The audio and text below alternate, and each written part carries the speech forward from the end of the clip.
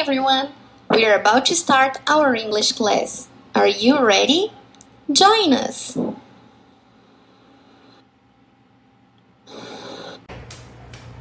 Hi guys, meninas, my name is Alice. Eu estou aqui com a minha mãe. Hi! E hoje nós vamos fazer um vídeo falando só em inglês.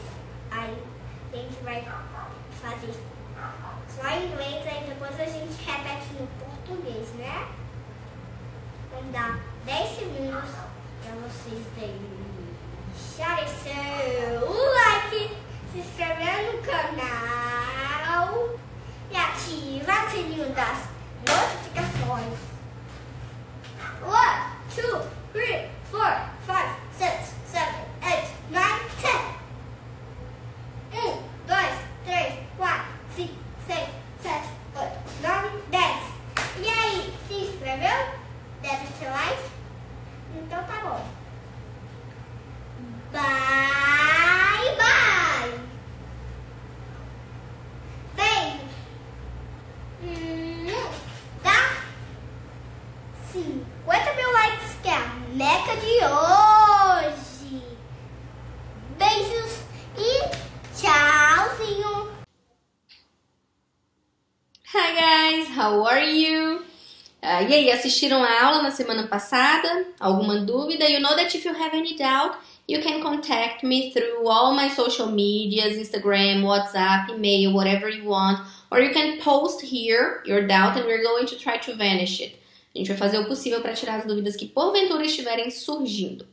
Bom, como eu falei com vocês, primeiro a gente vai começar fazendo uma retomada de tudo aquilo que a gente estava vendo em sala de aula, no presencial, né, presencialmente, para que depois a gente consiga dar encaminhamento, dar continuidade aos assuntos que a gente vinha tratando da primeira unidade, ok? And if you remember, probably you remember because I'm sure that you have a very good memory, em sala de aula a gente estava falando sobre algumas estratégias de leitura. A gente falou sobre skimming, a gente falou sobre scanning e a gente falou também um pouquinho sobre estrangeirismos, tá? Então hoje a gente vai fazer uma breve recuperação de todo esse conteúdo, so that we can keep doing whatever we want to do. We can talk about any other subject that we have to talk about, ok? Mas antes da gente falar sobre as estratégias de leitura, é importante que a gente pense em o que é leitura finalmente?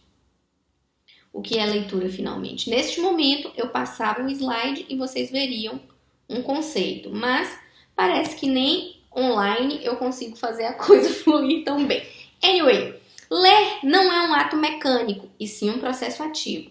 A mente filtra as informações recebidas, interpreta essas informações e seleciona aquelas que são consideradas relevantes. O que se fixa em nossa mente é o significado geral do texto, né? Como vocês sabem, quando a gente lê um texto, a gente não decora palavra por palavra o que o texto vai trazer. A gente fica na nossa mente com a ideia geral daquele texto, com as informações que a gente julga que sejam relevantes. Então, usar o dicionário toda vez que não se conhece uma palavra se torna um processo altamente improdutivo.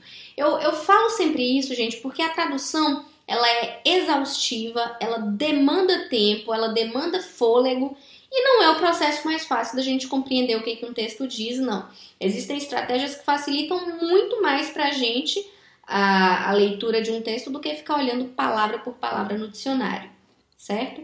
Então, algumas estratégias são bastante difundidas para desenvolver a habilidade de leitura em língua inglesa. Dentre essas, a gente vai citar algumas nessa nossa aula, tá bom? A primeira, e uma das que eu mais gosto, é a prediction.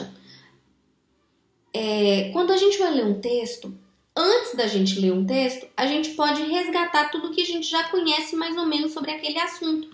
E a partir disso, a gente faz inferências, a gente faz uma prediction do que o texto vai trazer. E aí, quanto mais a gente sabe sobre determinado assunto, mais facilidade a gente vai ter na leitura desse texto, ok? Então, prediction é a atividade pela qual o aluno é levado a predizer, inferir o conteúdo de um texto através do conhecimento prévio que você tem sobre o tema, ou seja, do seu background sobre o tema.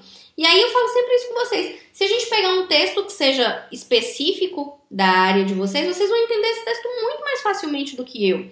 E isso acontece em qualquer língua, isso acontece em português, isso acontece em inglês, isso acontece em qualquer língua, né? Quanto mais você sabe sobre um determinado assunto, mais facilidade você vai ter na compreensão do que aquele texto traz.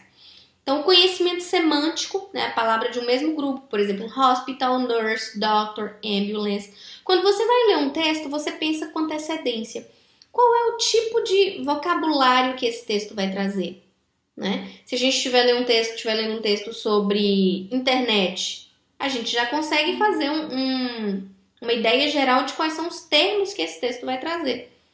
Se a gente estiver lendo um texto sobre, sobre o coronavírus, a gente já sabe aproximadamente quais são os termos que esse texto vai trazer, certo?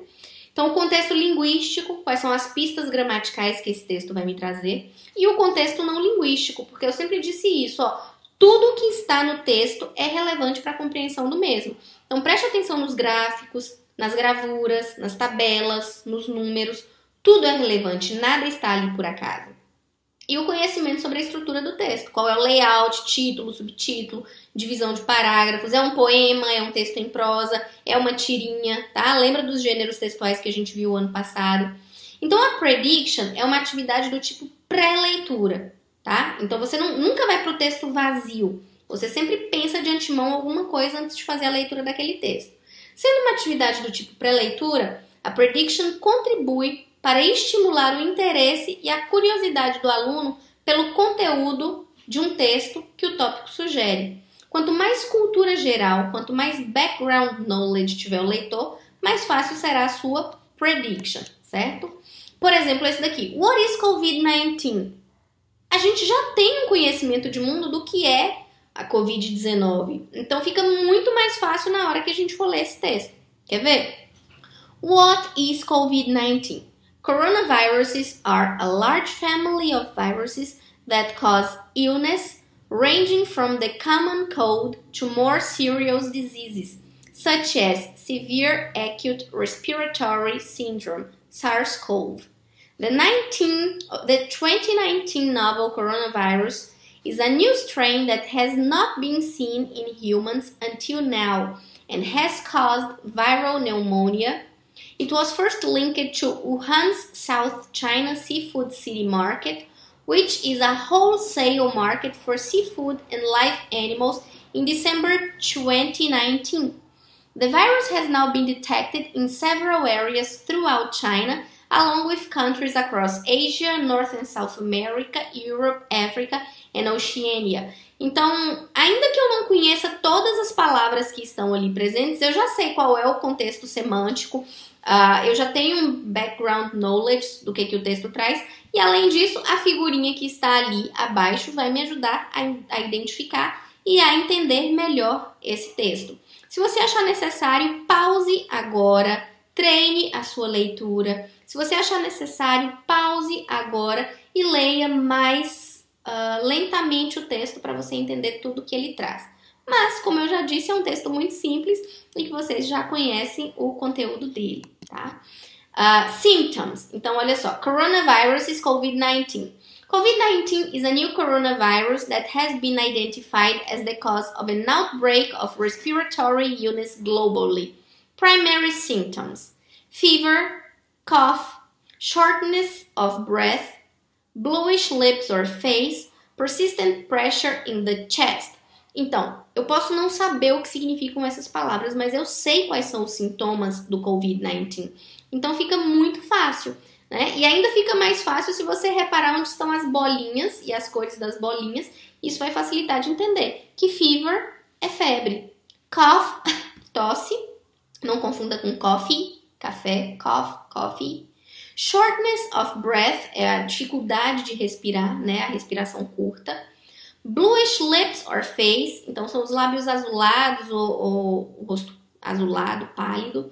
Persistent pressure in the chest, então um aperto persistente no peito. Então eu posso não saber o significado de cada uma dessas palavras, mas pelo meu conhecimento de mundo, pelo que a imagem traz, tudo isso facilita na hora de eu entender quais são os symptoms of coronavirus, ok? E aí, eu lembro para vocês que a gente falou um pouquinho sobre skimming e sobre scanning na nossa aula. Opa, volta. O que é skimming? Skimming é a leitura rápida que tem por finalidade checar o sentido geral do texto, como ele está estruturado, qual é a intenção e qual é o estilo do autor. O skimming é aquela leitura rápida que a gente faz, até para saber se eu quero ler esse texto com mais vagar, se eu quero me deter mais nesse texto, se ele é importante para mim. Então, skimming, leitura rápida.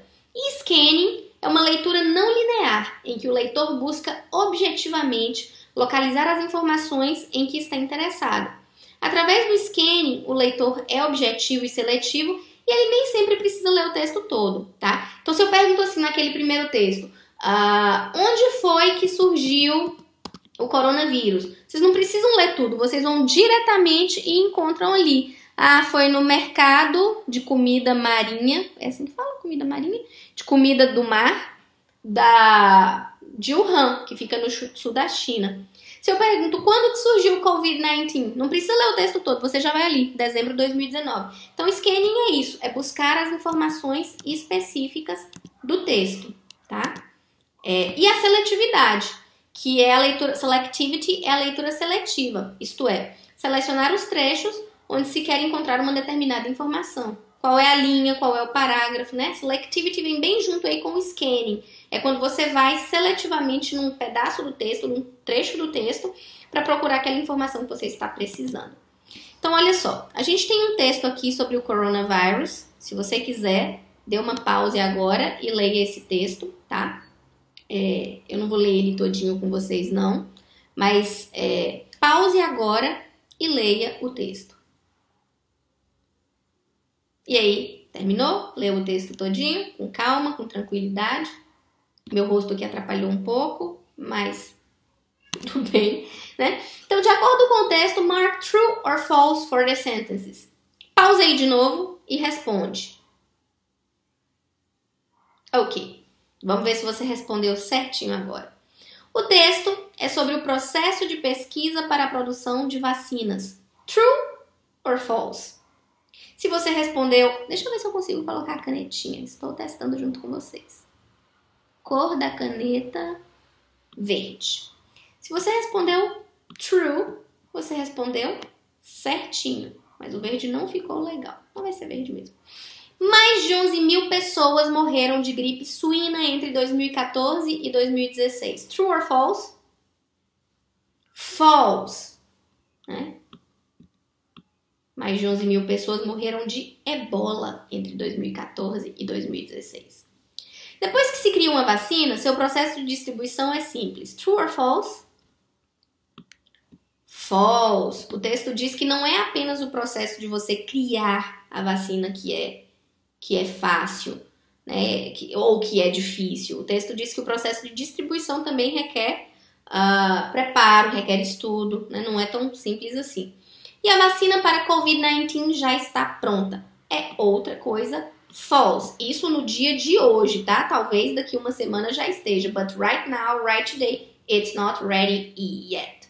Ok? E aí, fácil, difícil o texto, mais ou menos? Se quiser deixar aí no comentário para eu saber se vocês acharam o texto fácil, difícil ou mais ou menos.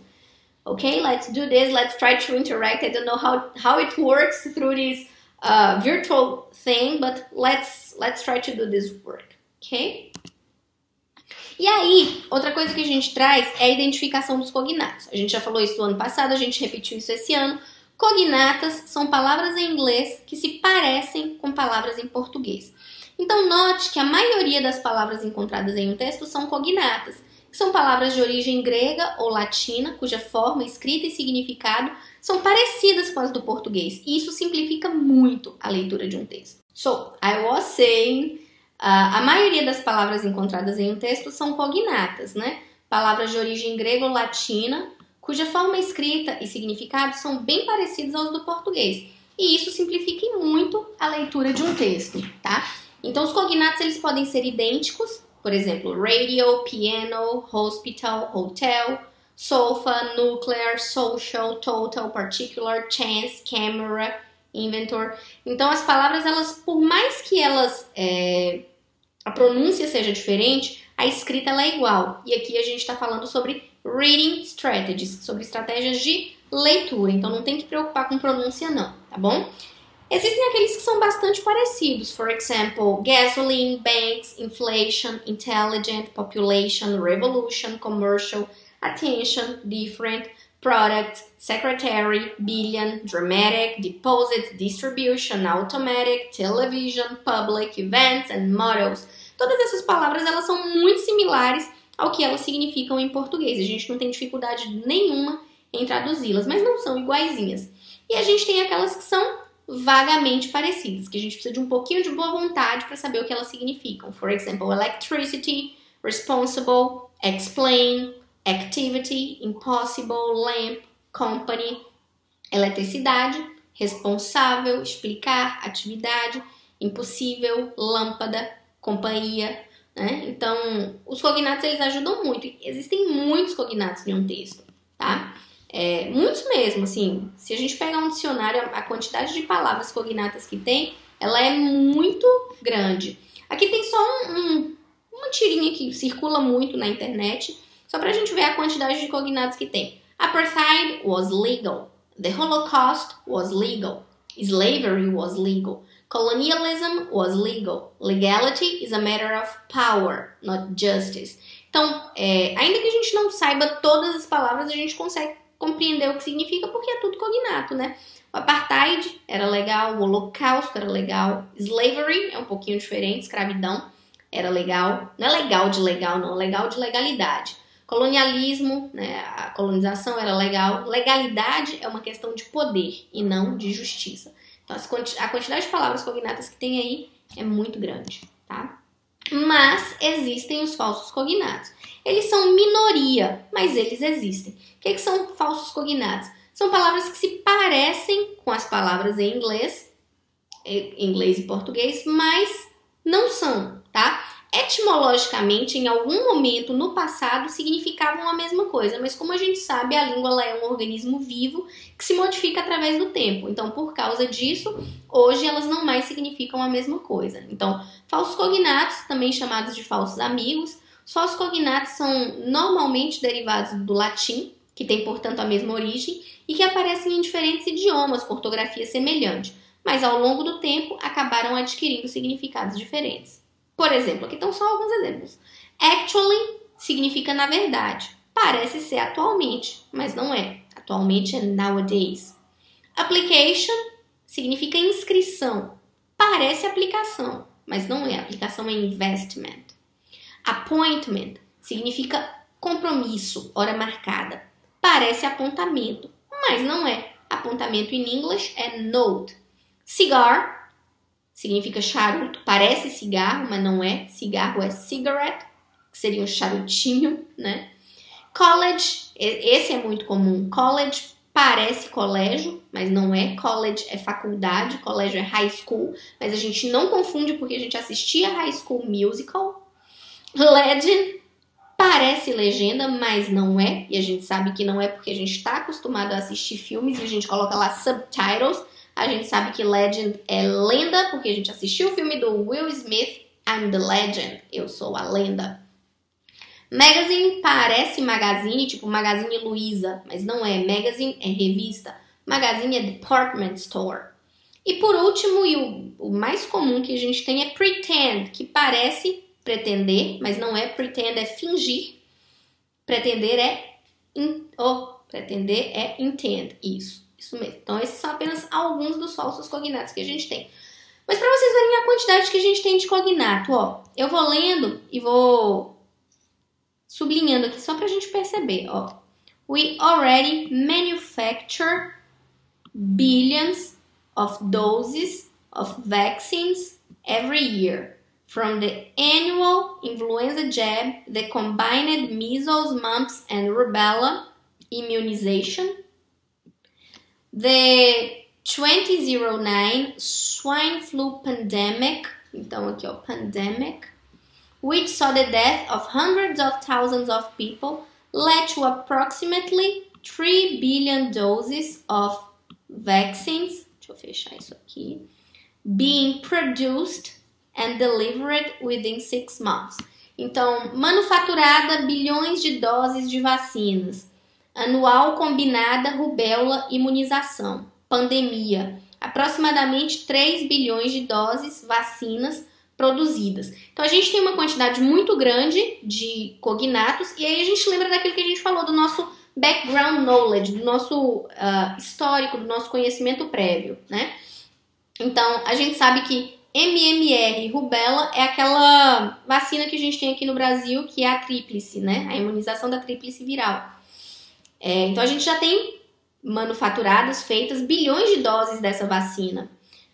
Em 2009, qual foi a pandemia que aconteceu em 2009? A gripe suína, né? Então teve aproximadamente 3 bilhões de doses de vacinas produzidas, né? Aí a gente vai para o nosso conhecimento linguístico já, 6 meses. Vê que quando a gente lê, se a gente tomar posse, se a gente se organizar e pensar na leitura como um processo de construção e não como um processo automático de palavra, palavra, palavra, a gente consegue facilmente identificar tudo que um texto quer dizer. Tá? Tudo não, mas pelo menos a ideia principal, a ideia geral e conseguir entender. Os estrangeirismos são palavras que a gente tem, que a gente utiliza em português diariamente como se fossem palavras nossas. A gente construiu até na sala uma listinha, né? Jeans, milkshake, hot dog, né? Então o cara vira pro outro e fala, você detesta anglicismos, isso é coisa de loser. Aí o outro fala fora que é totalmente out, né? Eles estão falando de estrangeirismos usando estrangeirismos. Loser, out, né? Anglicismos são estrangeirismos de língua inglesa. Estrangeirismo pode ser de qualquer língua, anglicismo de língua inglesa, né? Então, são palavras conhecidas pela maioria das pessoas que vivem em um país altamente influenciado pela cultura dos países de língua inglesa, né? Alguns exemplos aqui simples. Software, self-service, delivery, piercing, hamburger, home theater, video game, drag queen, motorboy or office boy, personal trainer, hot dog, credit card, marketing, site, DVD, CD, diet, mouse, light, drive-thru, shopping center. Então esses são só alguns exemplos das palavras que a gente comumente utiliza no nosso dia a dia, né? Eu achei essa daqui bem irônicazinha, bem legal. O menino vira pra mãe e fala, olha mãe, um Twitter. Né? Já ligando aí essa ideia do passarinho com o Twitter. Um pouco exagerado, né? Mas pra gente pensar que a gente olha muito mais as nossas redes sociais do que a natureza. Aí eu vi isso aqui, a gente teve essa discussão em sala de aula. Você concorda, você discorda, a gente teve até um pequeno debate, né? Em que algumas pessoas apoiavam o uso dos anglicismos, dos estrangeirismos e outras pessoas não apoiavam. A gente falou sobre isso. Aí eu achei nas redes sociais isso aí, eu coloquei só pra gente pensar um pouco. Não é call, é ligação. Não é job, é trabalho, é bico. Não é deadline, é prazo. Não é budget, é orçamento. Não é meeting, é reunião. Não é case, é um projeto ou relato. Não é briefing, é instrução, roteiro. Não é mindset, é mentalidade. Se a gente tem a palavra em português, o que vocês acham da gente utilizar a palavra em língua inglesa? Vocês concordam? Discordam?